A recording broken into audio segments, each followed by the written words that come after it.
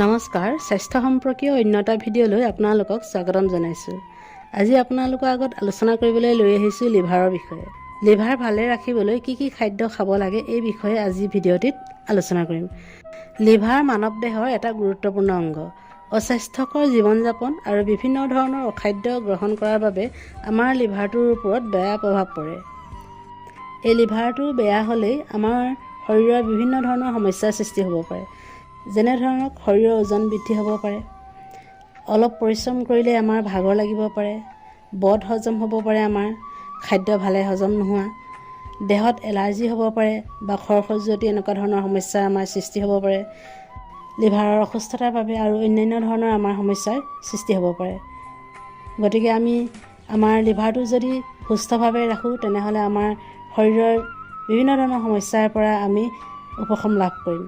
গতিকে আহক আমি কেনেধৰণে বা কি খাদ্যবস্তু গ্ৰহণ কৰিলে আমাৰ এই লিভাৰটো ভালে থাকিব এই সম্পৰ্কে জানো।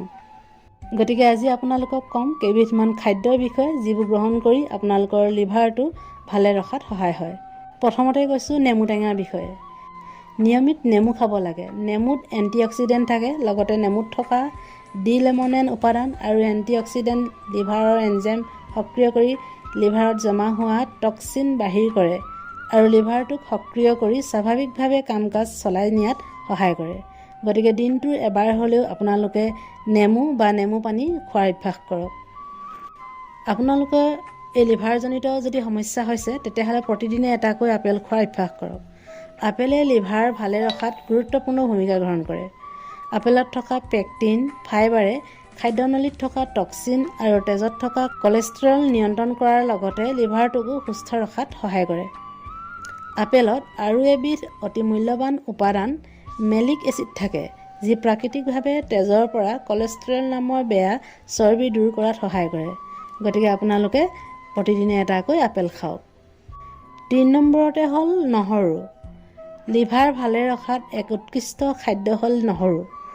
নহৰুত থকা এনজাইমে লিভাৰত জমা হোৱা ক্ষতিকাৰক টক্সিক উপাদান পৰিষ্কাৰ কৰে।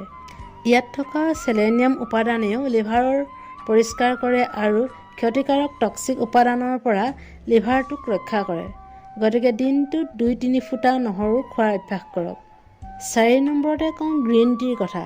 গ্ৰীণ টি এণ্টিঅক্সিডেণ্টৰ ভাল উৎস।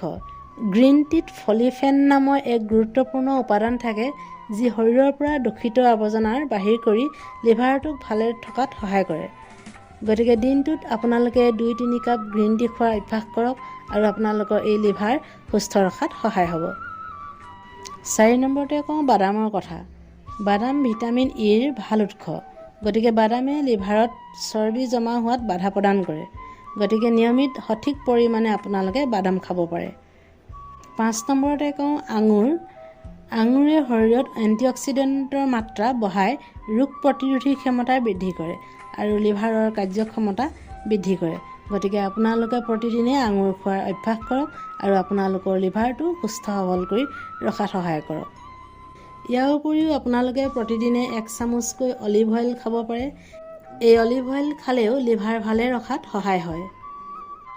পাচলিৰ ভিতৰত ব্ৰকলি এণ্টিঅক্সিডেণ্টৰ ভাল উৎস। ইয়াত যথেষ্ট পৰিমাণে ভিটামিন চি পোৱা যায়। ই লিভাৰৰ ফেটছ বা চৰ্বি নিয়ন্ত্ৰণ কৰি লিভাৰ সুস্থ ৰখাত সহায় কৰে।